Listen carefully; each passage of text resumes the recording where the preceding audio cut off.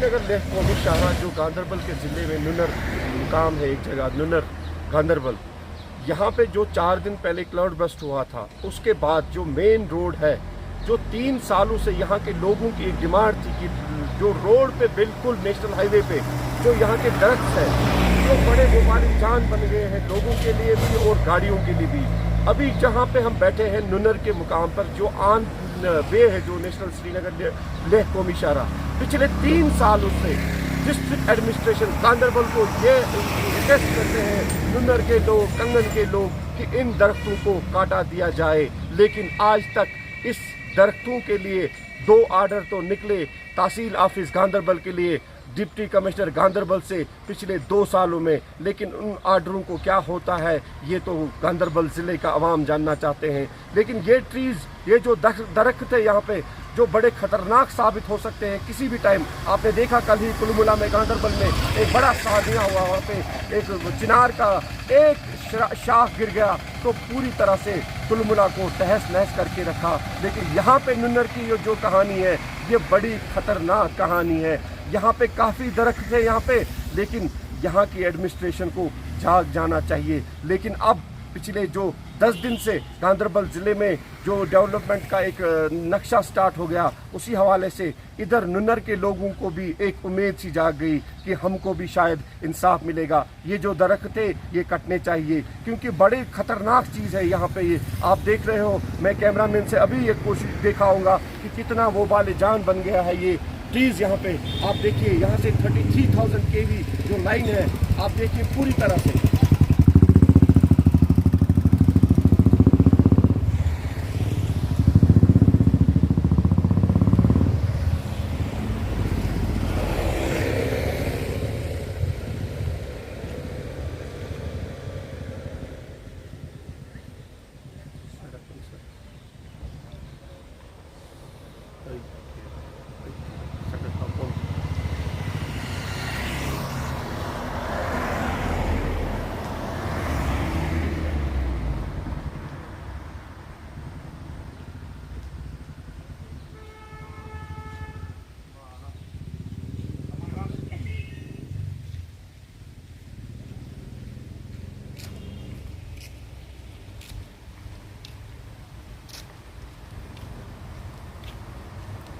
आपने देखा होगा यहाँ पे 33 kV लाइन भी जा रही है, यहाँ पे दरख्त के उसके ऊपर साफ टच कर रहे हैं। लेकिन यहाँ की एडमिनिस्ट्रेशन कब जाग जाएगी? अगर कोई हादसा हो तो मुझे लगता है कि उसके बाद ही जाग जाते हैं यहाँ के एडमिनिस्ट्रेशन के लोग।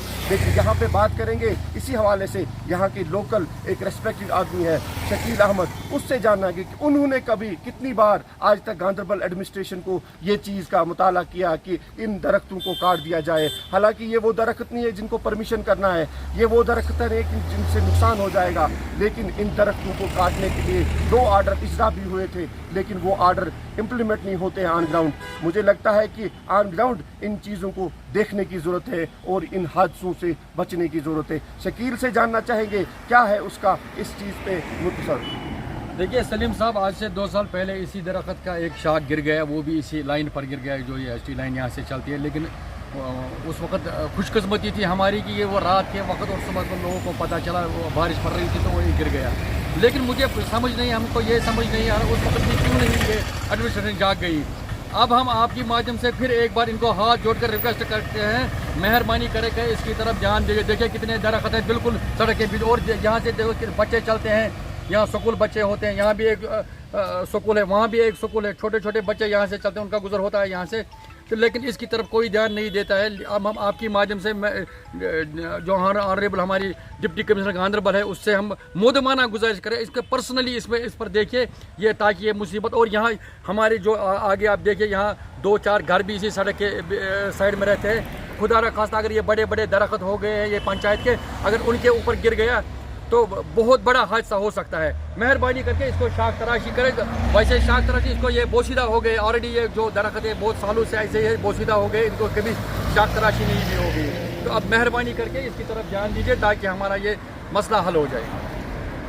आपने देखा होगा ये लोकल है यहाँ का, इसका भी ये कहना है ये दरख्त अब बोसीदा हो गए हैं, किसी काम के नहीं है। आप देखो यहाँ का ड्रेनेज, आप देखो लोगों की भी गलती है, लोगों ने भी एनक्रोच किया है।